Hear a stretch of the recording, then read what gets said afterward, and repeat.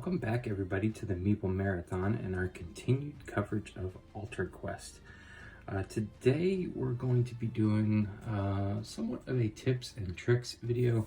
This is more per se the top 10 things I wish I had known when I first started playing Altar Quest. These are things that I had to either go back and reread from the rulebook or some tips I picked up along the way. So you can consider some of them rules clarifications and some of them are actual tips. But without further ado, let's go ahead and get started.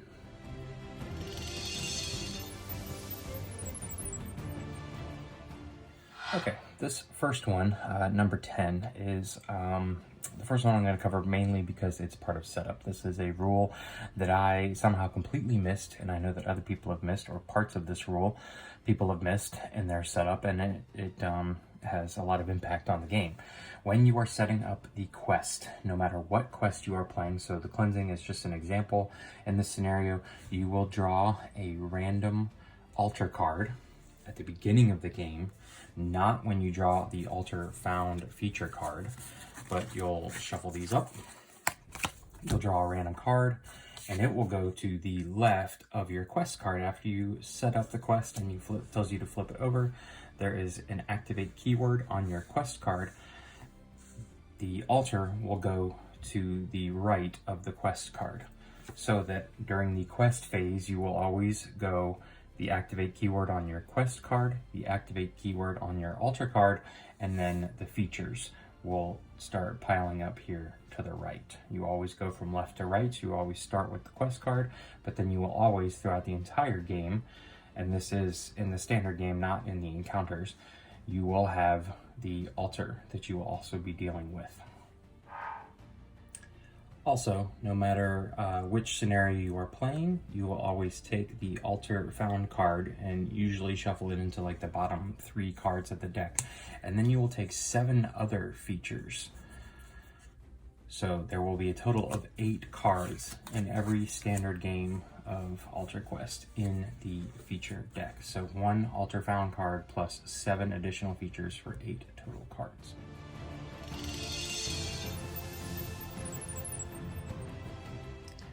Okay, so number 9 centers around revealing a room or opening a door. Now, opening a door or revealing a room are essentially the same action, and this is a free action, or essentially it doesn't cost an action to do. The only requirement is that you are standing on a door space. Now, a door space is always one of the 2 spaces that are on either side of this thin metal strip on the map here.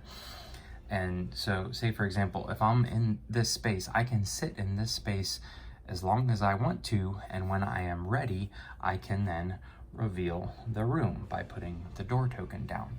Now, it's a little bit of strategy comes into play. If you think about it, it doesn't really change how quickly you're going to be moving through the game. If, for example, you have a movement that is 1, 2, 3 especially, or say you even have a movement that's 1, 2, you could reveal a room, but say this is your 3rd action, you're going to be revealing a room which is going to bring out a threat, at least one, if you're playing solo, if not more, onto the shadow space, which in this room is over here in the corner. So let's just say that's the shadow space. And then essentially your turn is over. There is nothing that says you can't move into this door space, stand there through the entire react phase, and then open the door at the beginning of your turn. So think about that. Think about where are you at the end of where are you during your current turn, and whether it's advisable to open up the room. Because since it doesn't cost an action, it really doesn't matter whether you do it at the end of your turn, the beginning of your turn, the middle of your turn. So just keep that in mind when knowing that you are every time you reveal a room, you're also going to be adding threat to the board.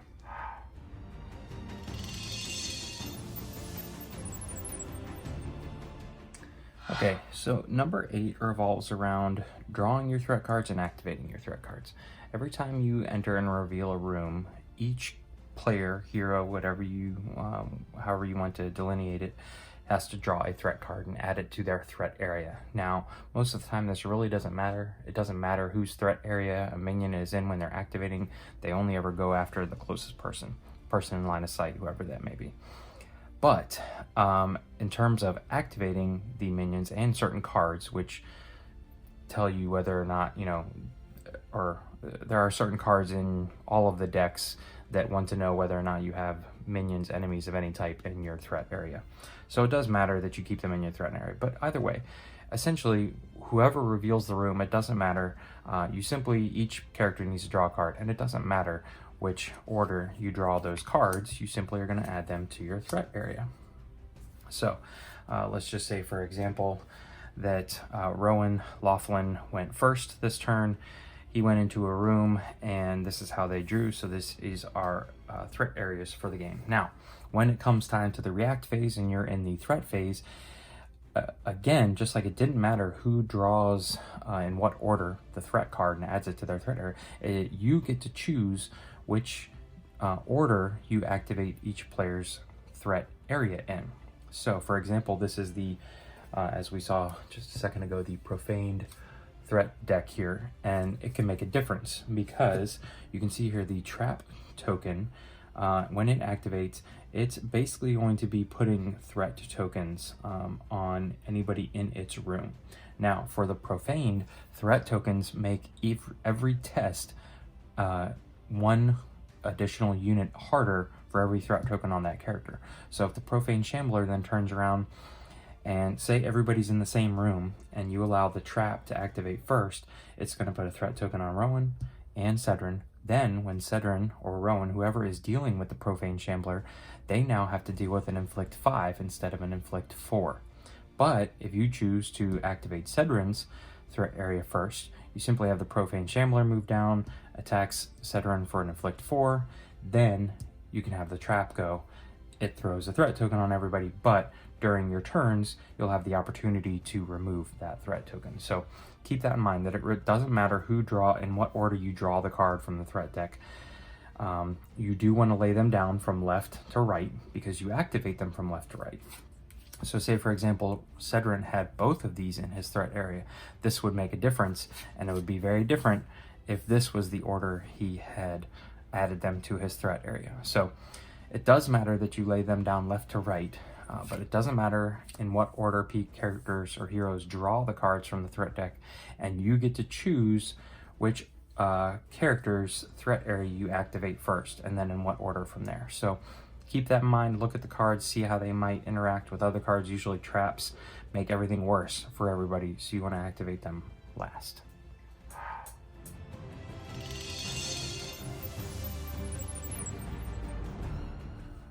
Okay, so number 7 has to deal with supply tokens. All the other tokens in the game are specific to your hero. So damage goes onto your hero. Armor tokens go onto your hero. Focus tokens go onto your hero, and there's a limit of 5. Supply tokens, however, are a shared resource among your party, so you always want to put them somewhere where everybody can see them and count them. And even if, say for example, Cedrin Highmore has just defeated a minion or a trap, doesn't matter, either one, minion or trap, and he gains, say, the first supply token of the game, and Rowan's back in the other room, but wants to make use of a card that says discard a supply token, or he wants to add 1 die to his roll, even if he's in a different room, he can still use the supply token to heal, rest, whatever it may be. So this was a big thing that I did not realize in my very first game, is that supply tokens, and it's in the rule book, but it's just easy to skip over. Supply tokens are a shared resource amongst the entire party.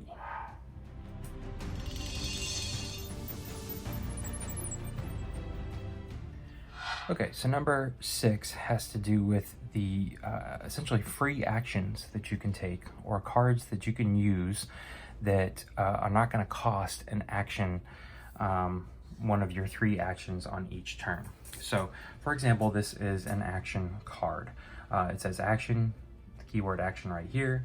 This would be a search action. You do this top part. Then if you have the earth rune in the altar pool, you could do that. That is an action card. You would be using one of your 3 actions. Here, this is his starting equipment. Here you can take an attack action. And that one's very straightforward. Here is even another card that you would play from your hand, which says action. This would be an attack action. The rest of these, however, could all be spent as free actions. A reaction, of course, has to have a specific scenario in which you can play it in. So for example, this one, if you have this card in your hand and an enemy moves into a space within range, which in this case is 3, then you can play this card. And it doesn't cost an action. So you're always going to be playing this during the react phase, usually during a threat phase, maybe a villain phase. But so obviously, you've already spent your 3 actions and you're not going to get your 3 tokens flipped back over until the start of your next turn, but you can still play this card because the reactions don't cost an action. The next one is feat. So this entire card can be played, the test and the rune effect. This entire card can be played at any point during your turn, and it's a free action. And this last one here costs an action to play it down, but since it says the word ongoing, this is a card you can add to say alongside of your starting equipment here, and it stays there. You can use the exhaust feature as long as you have the rune each turn, exhausting this card, but then at any point in time, you can use the card, which means you have to discard it, but the use is a much better benefit. Or if you just had this in your hand, you could use this card by discarding it, gain the benefit from the use action, but again, it does not cost you an action.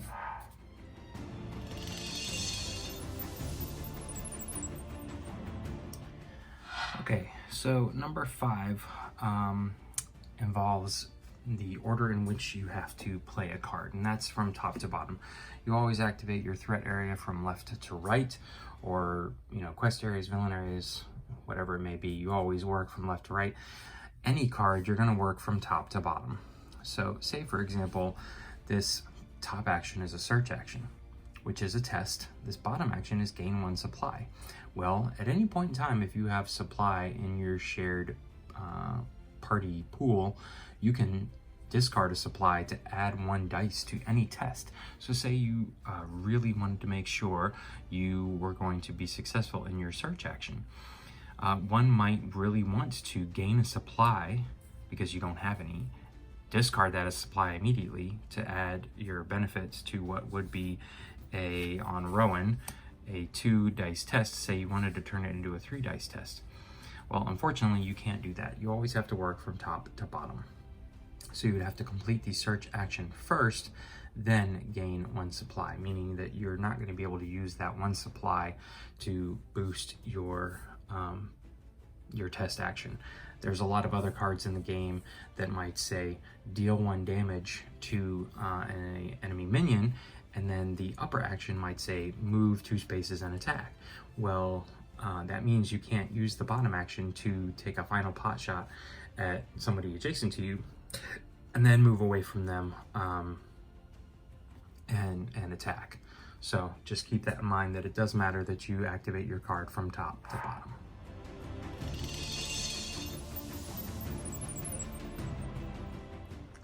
Okay, number 4 centers around the fact that you can use exhaust a card, usually using a rune effect, and you can still do the action listed on the card.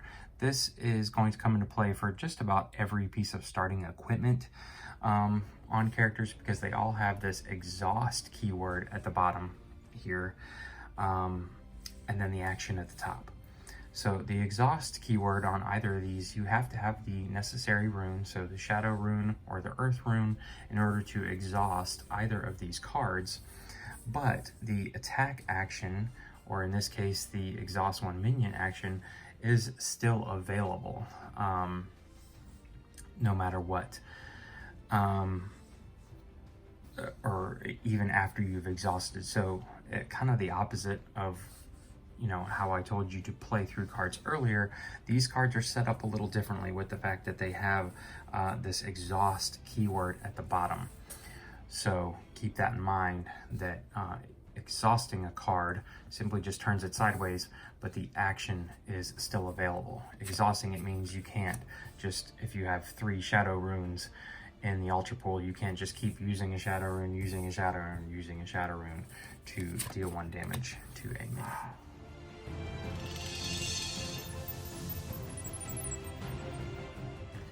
All right, tip number 3 involves the search action.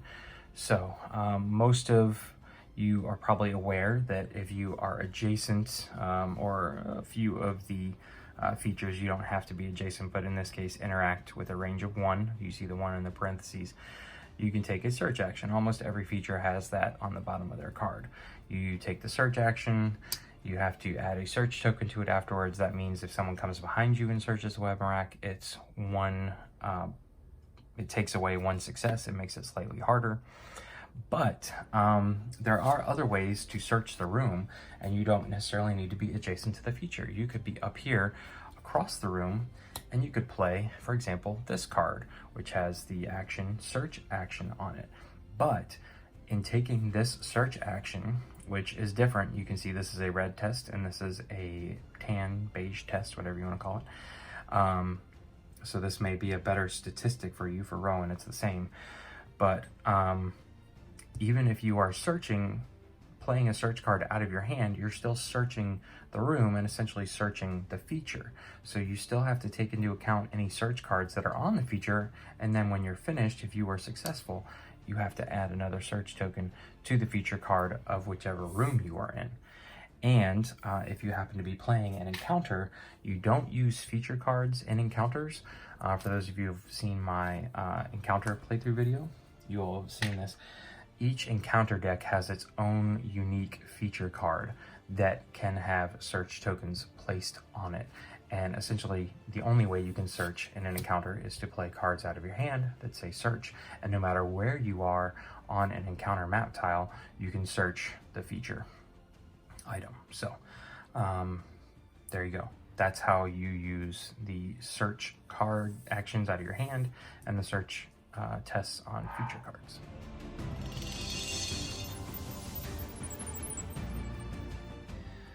Okay, tip number 2 is concerning movement and line of sight and range and things like that. Now, many games allow you to, or only allow you to move orthogonally. So you have to move your character 1, and then 1, and then 1 to get there. This game, however, you can move diagonally, boom, boom, and when you are adjacent to an enemy or a character, adjacency is diagonal as well. So at this moment in time, Rowan is adjacent to both of these minions at this time. If he was here, he would only be adjacent to this minion. Also, line of sight is very straightforward in this instance, that you simply just have to draw a line from anywhere in your square to anywhere in his square. So even here, I can draw an imaginary line from this corner up here easily to this corner back here. And so these two spaces have line of sight on each other. Now, something to consider is that if you are in a opposing room, only if you are in the door space are you considered within line of sight of a minion. So even if he were to back up right to there and have a straight shot, he is no longer in line of sight of this minion. The minion can only see into the very first space of an adjacent room.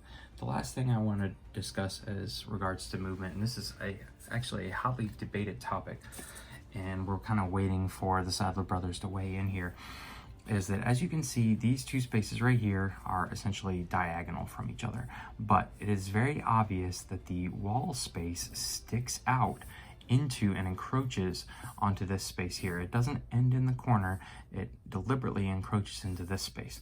Some people say that this is a legal action of movement. I say it's not. I think you would need to go 1, 2, spend 2 points of movement to get into this space, because these two spaces are not actually touching. That would also mean that if this character is right here, they are not adjacent. Now I have line of sight on this character because I can easily draw a line from this corner to this corner here, but I'm not adjacent to this minion because the corner is in the way, and that's blocking these two corners of these spaces from touching. Now that's just how I've been playing the game. Other people I've seen have been playing it differently, and certainly there's a lot of threads on this actual point of interest on PBG. So hopefully we'll get some clarification soon, but that's just my opinion. But the big thing is that you can move diagonally, and you can attack and be adjacent to someone diagonally.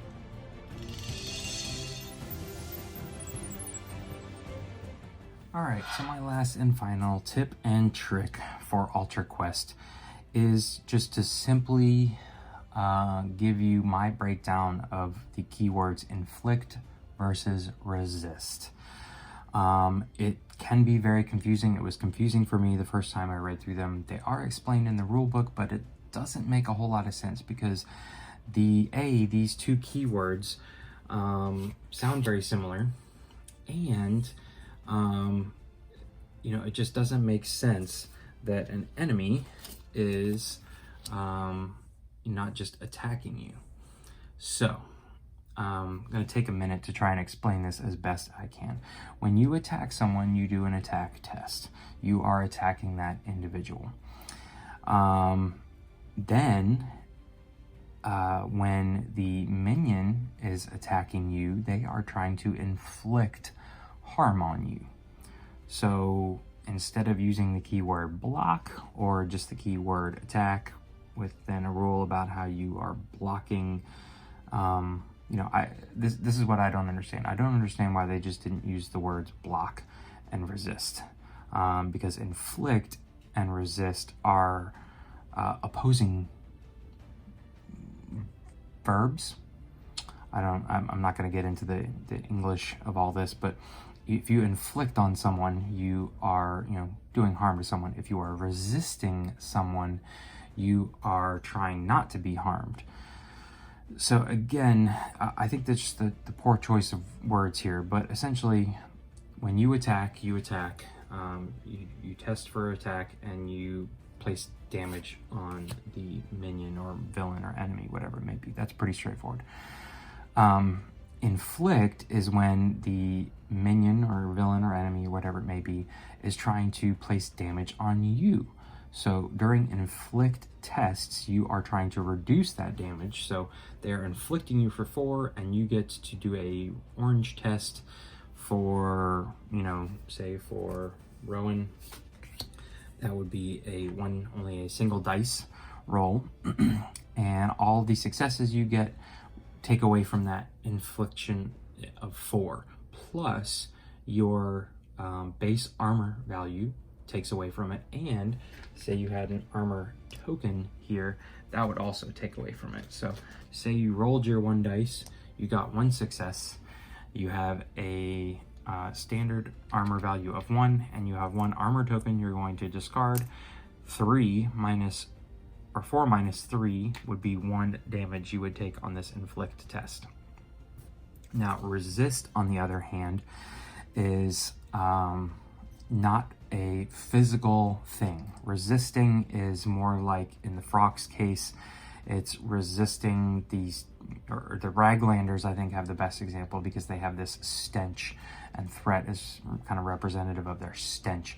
And so to resist their stench is not a physical thing you can block with a shield. It's just something that you have to resist with your mind and your willpower and things like that. So resist actions, which this keyword makes sense as it pertains to you, the hero. You are trying to resist whatever the muck stakes are throwing at you. They're poison for 3. So again, I think it was just the inflict. I think the inflict is the problem here, using that keyword. I think block and resist would have been much better keywords to use, in my opinion, because you are blocking physical damage and you are resisting, emotional damage, or whatever you want to call it. And then you are attacking. And so all of those key words focus on you as the hero being again, I'm not an English major here, I'm not an English teacher, but it makes you the pronoun or something like that. Inflict, however, is what the minion is doing to you. So doing an inflict test just doesn't really make sense. But either way, to make a long story short, when you are testing for inflict, you get to use spend shield tokens to reduce the number, the hit points against you, and your base shield value goes against it. Resist, however, does not use any amount of shield, so it doesn't use your base shield value, and you cannot use any shield tokens on it. So hopefully all of this has been helpful. If you enjoyed this video, please consider giving it a thumbs up. And if you'd like to be part of more videos like this in the future, please consider subscribing to the channel. If you feel like there are some tips and tricks that I missed or that you have come up with since I have filmed this video, please feel free to leave them in the comment section below. I'd love to hear from them. Once again, thanks for watching. Have a great day.